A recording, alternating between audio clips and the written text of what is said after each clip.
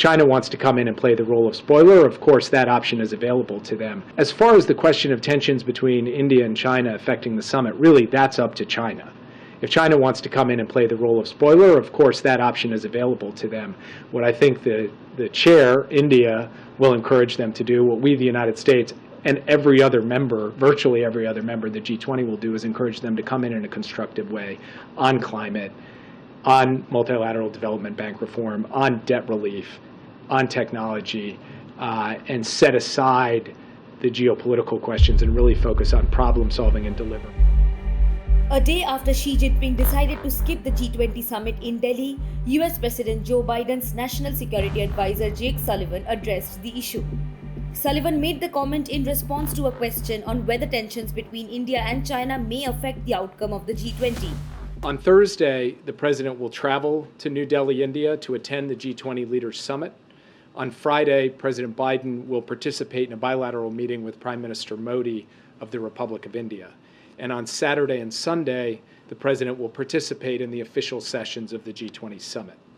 As the president heads to the G20, he's committed to working with emerging market partners to deliver big things together. That's what we believe the world will see in New Delhi this weekend.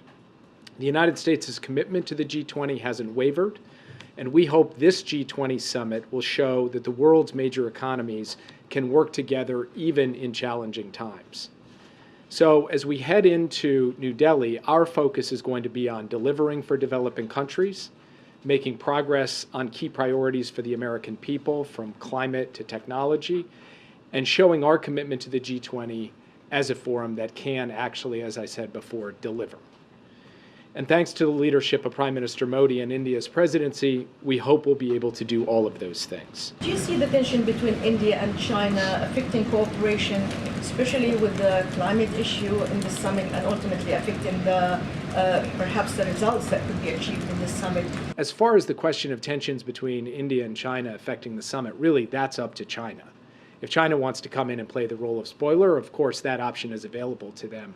What I think the chair, India, will encourage them to do, what we, the United States, and every other member, virtually every other member of the G20 will do, is encourage them to come in a constructive way on climate, on multilateral development bank reform, on debt relief, on technology, and set aside the geopolitical questions and really focus on problem solving and delivering for the developing country.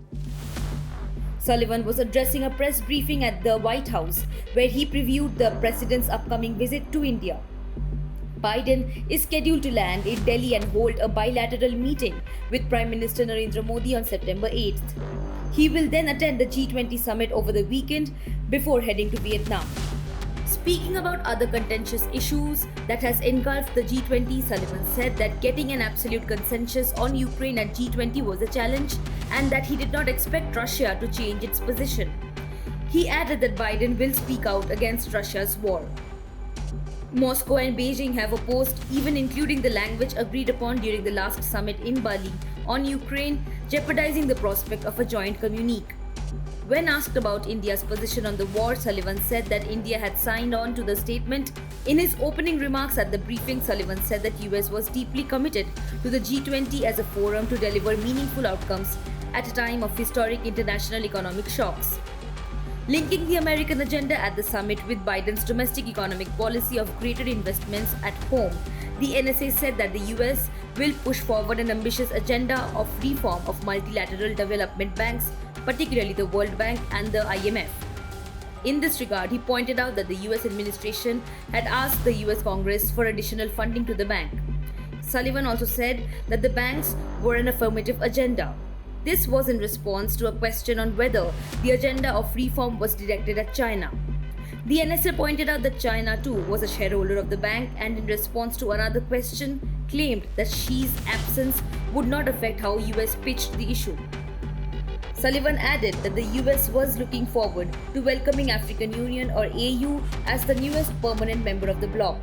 In response to a question on human rights situation in India and whether it will come up in Biden's conversations, Sullivan referred to the president's past statements on the issue, including during the last state visit of Modi to the US. Subscribe to Oneindia channel and never miss an update.